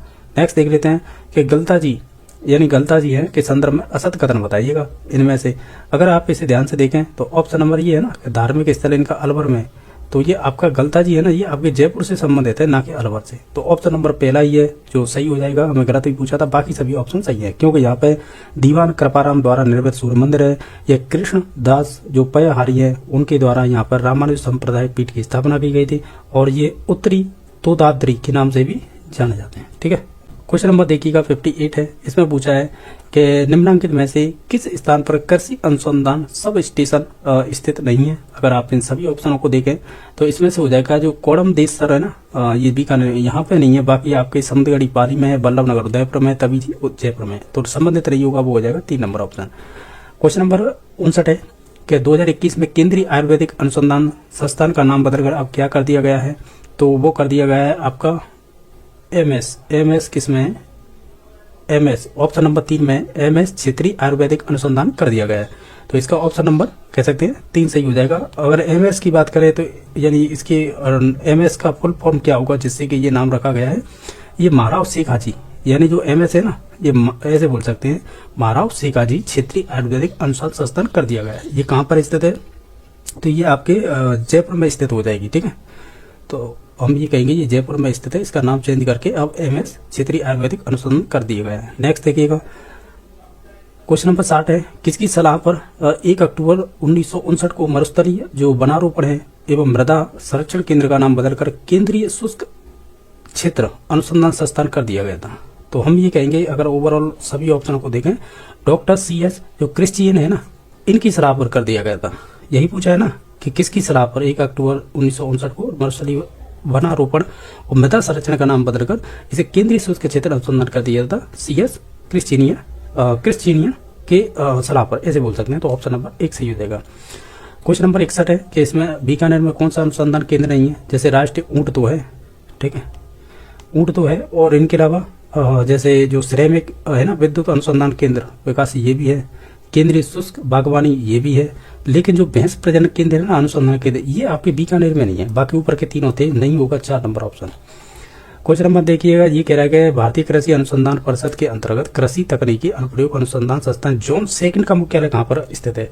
तो ये संबंधित हो जाएगा जोधपुर राजस्थान में। बास्केटबॉल को राज्य खेल का दर्जा कब दिया गया था। ये आजादी से पहले दिया गया था, सॉरी आजादी के बाद ही दिया गया था, पर 1948 में दिया गया था। तो ऑप्शन नंबर इसका 1 सही हो जाएगा, ठीक है। इनके अलावा और भी चीजों को दिए गए थे, पर वो बाद में दिए गए थे, यानी 48 में बास्केटबॉल को राजस्थान का राज्य खेल दर्जा दिया गया था। नेक्स्ट देखिएगा, ये कह रहा है कि राज्य पुष्प, यानी राजस्थान का राज्य पुष्प का वैज्ञानिक नाम बताइए। पहली बात तो पुष्प होता कौन सा है राज्य का राज्य पुष्प होगा आपका, कह सकते हैं रोहिड़ा, और रोहिड़ा है इसका वैज्ञानिक नाम पूछा है हमें, तो ये होता है टिकोमेला अंडुलेटा, टिकोमेला अंडुलेटा। ऑप्शन नंबर इसका 2 सही हो जाएगा, ठीक है। और इसे कब कह सकते हैं घोषित किया गया था राजपुष्प, ये किया गया था 31 अक्टूबर 1983 को। नेक्स्ट देख लेते हैं, ये कह रहा है कि घोड़ावड़ पक्षी के संरक्षण के लिए पहली महिला वन संरक्षक के रूप में कौन कार्यरत है। तो वो हो जाएगी सुखपाली। ये आपकी जैसलमेर और बीकानेर से संबंधित है, उस क्षेत्र से। तो जैसलमेर, सॉरी बाड़मेर, ठीक है, बीकानेर नहीं होगी, बाड़मेर होगी। ये जैसलमेर और आपकी बाड़मेर से, उस क्षेत्र से ही संबंधित है, उन्हीं क्षेत्रों में ये संरक्षण का काम कर रही है। नेक्स्ट देखिएगा कि इनमें से कौन सा कार्य जिला कलेक्टर की दंड नायक भूमिका में नहीं आता है। तो अगर देखें तो लोकसभा के सदस्यों का चुनाव संपन्न कराना, ये नहीं आएगा, बाकी ऑप्शन ऊपर के आ जाएंगे। नेक्स्ट है कि जो अनुच्छेद कौन सा है जो उच्च न्यायालयों के कार्यकारी मुख्य न्यायाधीश की व्यवस्था की गई है। तो कार्यकारी की बात की जाएगी तो अनुच्छेद नंबर 223 में। नेक्स्ट देखिएगा, हाल ही में भारतीय जनता पार्टी के विधायक श्री कंवर लाल को निर्हित, यानी ऐसे बोल सकते हैं डिस्क्वालीफाई किया गया है, कह सकते हैं किस विधानसभा क्षेत्र के विधायक थे। तो ये आपके अंताबारा से संबंधित थे, ठीक है। तो ऑप्शन नंबर इसका 3 सही हो जाएगा। नेक्स्ट देखिएगा 69 नंबर क्वेश्चन है, वो कुछ इस प्रकार पूछा है आपसे। ये कह रहा है कि निम्नलिखित में से किस अनुच्छेद के अनुसार मंत्रिपरिषद का प्रधान मुख्यमंत्री होगा। ये किस अनुच्छेद में कहा गया है। तो ये संबंधित हो जाएगा अनुच्छेद 163 फर्स्ट क्लोज हो जाएगा, ठीक है। तो ऑप्शन नंबर इसका कह सकते हैं 2 सही हो जाएगा। ये कह रहा है कौन सा राज्यपाल चीफ ऑफ एयर स्टाफ रहे हैं। तो वो रहे थे डॉक्टर OP मेहरा।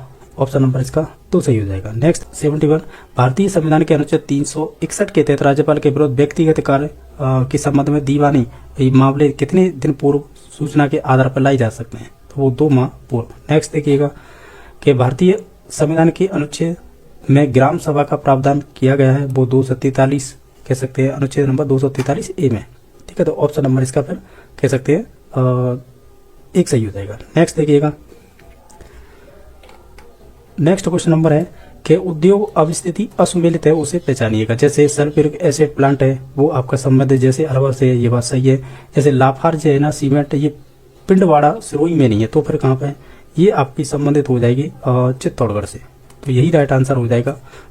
बाकी दी महालक्ष्मी मिल्स ब्यावर में है, सेंट गोवेन ग्लास फैक्ट्री है आपकी कह सकते हैं भिवाड़ी अलवर में है, या इसे खेरताला वगैरह कह सकते हैं जो नई जिले बने हैं। हालांकि यही ध्यान रखेगा अलवर ही है। तो ऑप्शन नंबर इसका जो 1 था वो आपका सही था, और ऑप्शन नंबर 3 था वो भी सही था, 4 भी सही था। जो गलत हमें पूछा गया था असुमेलित नहीं है, तो वो 2 नंबर ऑप्शन हो जाएगा।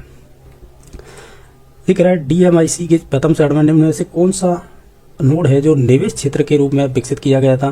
तो एक इसका ऑप्शन नंबर 1 ही सही हो जाएगा। जो आपकी कुसखेड़ा भिवाड़ी है वो नीमराणा ये की गई थी, साथ ही साथ ये सभी है ना, बाकी ऑप्शन ये औद्योगिक से संबंधित थी इकाइयों से जो निवेश के रूप में क्षेत्र विकसित किए गए थे। एक तो कुसखेड़ा भिवाड़ी नीमराणा हो जाएगा, एक नाम और आता है वो संबंधित हो जाएगा आपका कह सकते हैं अजमेर किशनगढ़, जो आपके निवेश से संबंधित थे, बाकी सभी उद्योग से संबंधित हैं ये। क्वेश्चन नंबर नेक्स्ट है, राजस्थान में अशोका लीलैंड और फिल इन द ब्लैंक्स में ग्रुप के स्वामित्व स्थापित किया, यानी आप बताइएगा ये कहाँ पर है और किस ग्रुप के थ्रू चल रहा है। तो ये अरवर में स्थित है और हिंदुजा कह सकते हैं ग्रुप स्वामित्व के रूप में स्थापित किया गया। तो ऑप्शन नंबर 2 सही हो जाएगा। इसमें एक तरफ तो आपको रीगो द्वारा स्थापित और दूसरा संबंधित जिला बताना है, नए उद्योग स्थापित किए गए हैं। अगर आप इनमें से देखें ध्यान से तो आपको मिलान ही करने हैं। तो देखिएगा जैसे आपका माल की तूस है ये आपकी बाड़मेर से संबंधित हो जाएगी, माफी चाहूँगा ये बाड़मेर से संबंधित नहीं होगी, ये आपके उदयपुर से संबंधित होगी। उमरिया है ये संबंधित हो जाएगी आपकी कह सकते हैं झालावाड़ से। नाडौल है ये आपकी संबंधित हो जाएगी आपकी पाली से, और जो धर्मपुरा है ये संबंधित हो जाएगा बाड़मेर से। तो ऑप्शन नंबर इसका 3 सही हो जाएगा। नेक्स्ट देखिएगा, इसमें पूछा है, ये शायद हमने क्वेश्चन कर लिए थे, ठीक है, शुरुआत में जो नहीं किए हम उन्हें देखेंगे। अब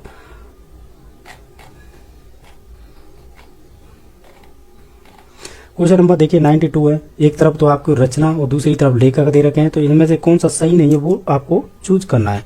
अगर आप ध्यान से देखें तो इसमें से अगर हम देखें ध्यान से तो इसमें से संबंधित नहीं होगा, वो हो जाएगा जैसे गोगा जी ना रसावला है, ये आपके जस्तान भट्टू ने लिखा है, ये गलत हो जाएगा। इनकी रचना तो आपकी वीर मिया या कह सकते हैं वीर मिया प्रकाश है, न कि आपकी गोगा जी से संबंधित थी, ठीक है। तो ऑप्शन नंबर 2 है, संबंधित नहीं है। बाकी कृतर बामनी है वो तो साड़ा की है, वीर मायड़ है वो बादर दाड़ी की है, और जो आपकी जो नाग दमन है वो आपकी साया जी से संबंधित थी। तो ऑप्शन नंबर इसका 2 गलत है, बाकी सभी सही थे। हाड़ौती के अंचल के प्रसिद्ध गीतकार के रूप में कौन विख्यात हैं? अगर आप इसे ध्यान से देखें सभी ऑप्शनों को तो ऑप्शन नंबर 3 सही हो जाएगा। जो आपके रघुराज सिंह हाड़ा है ना, वो है आपके एक संगीतकार विख्यात है, फेमस है। नेक्स्ट देखिएगा, ख्याति साहित्य का स्वरूप क्या होता है? तो हम कहेंगे ये गद्यात्मक एक ऐतिहासिक विवरण होता है। और नेक्स्ट है कि मेवाती की उपबोली कौन सी है? राजा बेटी ये डूडाड़ की है, तोरावाटी ये भी डूडाड़ की है, और सौदवाड़ी है ये सौदवाड़ी है आपकी हो जाएगी मालवी की उपबोली, लेकिन जो अहिरवाटी है ये आपकी मेवाती की उपबोली हो जाएगी। ये कह रहा है 2 से 7 जुलाई के मध्य में 2025 तक चीन में आयोजित एशिया कप 20 वुशु प्रतियोगिता में राजस्थान के किस खिलाड़ी को 75 किलोग्राम वजन में रजत पदक प्राप्त हुआ था? तो ये संबंधित हो जाएंगे आपके कह सकते हैं मयंक शर्मा। ऑप्शन नंबर कह सकते हैं 4 सही हो जाएगा।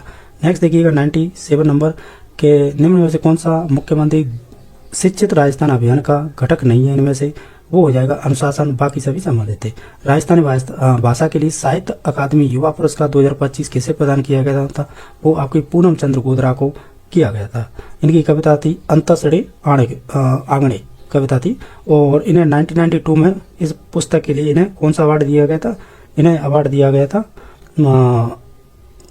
साहित्य अकादमी पुरस्कार 2025 तो दिया गया है। ये कविता तभी की है 1992 की, ऐसे बोल सकते हैं। जो मैं अभी नाम बता रहा हूँ ना, अंतस रे कह सकते हैं आगड़े, इस कविता या रचना के लिए इन्हें 1992 में ये रचना थी, अब जाके मिला है इन्हें 2025 का कह सकते हैं साहित्य अकादमी युवा पुरस्कार। तो किन्हें मिला है? पूनम चंद कह सकते हैं गोधरा को। नेक्स्ट देखिएगा कि मुख्यमंत्री सर्वजन कह सकते हैं सर्वजन उच्च शिक्षा छात्रवृत्ति योजना का संचालन किस विभाग के द्वारा किया जाता है? तो इसमें विभाग हो जाएगा सामाजिक न्याय एवं अधिकारिता विभाग। नेक्स्ट देखिएगा, इसमें पूछा गया हाल ही में राजस्थान सरकार ने प्रदेशवासियों को बेहतर स्वास्थ्य के लिए कौन सी कह सकते हैं ऐप लॉन्च की है? तो वो हो जाएगी इसमें से संबंधित हो जाएगी राज उपचार ऐप। कौन सी? राज उपचार ऐप। ऑप्शन नंबर 3 सही हो जाएगा। जुलाई 2025 में राजस्थान ने फिलिंदा ब्लैक्स मेजर मिनरल ब्लॉकों की नीलामी के साथ देश में कौन सा स्थान है? फर्स्ट स्थान। कितने नीलाम किए गए हैं? वो 103 किए गए हैं। तो ऑप्शन नंबर इसका 4 सही हो जाएगा। नेक्स्ट है कि इसमें जुलाई कह सकते हैं 10 जुलाई को देश की साइबर रक्षा क्षमताओं को मजबूत बनाने के लिए कौशल साइबर सुरक्षा कार्यबल के निर्माण हेतु किन 2 संस्थानों के साथ MOU किया गया है? तो ये संबंधित किया गया है ब्रिट्स पिलानी एवं भारतीय कंप्यूटर आपातकाल प्रतिक्रिया टीम के साथ। नेक्स्ट देखिएगा, ये कह रहा है 103 नंबर क्वेश्चन, धरती आबा जनजाति ग्राम उत्कर्ष अभियान है, उससे संबंध में निम्नलिखित कथनों पर विचार कीजिएगा और इनमें से कौन से कथन सही हैं वो बताने हैं। तो इनमें से केवल मात्र ऑप्शन नंबर 3 सही है कि ये आपके जो इनका उद्देश्य है कि जनजाति जो परिवार तक सरकारी योजना का लाभ पहुंचाना, उन्हें सशक्त बनाना। तो ऑप्शन नंबर 3 सही हो जाएगा। 11 अप्रैल को राजस्थान के 25 योजनाओं का कार्यक्रमों को फ्लैग्स घोषित किया गया है। तो इनके संबंध में असंगत कौन सा युग में वो बताना। एक तरफ योजना है संबंधित विभाग जैसे स्वामित्व का पंचायती राज है, मुख्यमंत्री स्वनिधि का स्वायत्त, और अटल सेवा केंद्र का पंचायती राज। लेकिन अमृत योजना है ना, इसका ग्राम विकास नहीं होगा, यानी ग्रामीण विकास नहीं होगा। तो इससे संबंधित कौन सा होगा? फिर इनसे संबंधित हो जाएगा आपका कह सकते हैं जन स्वास्थ्य एवं अभियांत्रिकी विभाग। कौन सा? जन स्वास्थ्य और अभियांत्रिकी विभाग। तो ऑप्शन नंबर इसका फिर 3 ही मिलान सही नहीं है, बाकी सभी सही थे। राजस्थान राज्य सहकारी क्रय विक्रय संघ लिमिटेड जुलाई 2025 में राज्य सरकारी समितियों के उत्पादन या उत्पादों को अंतर्राष्ट्रीय बाजार तक पहुंचाने के लिए किसके साथ एमओयू हस्ताक्षर किए गए हैं?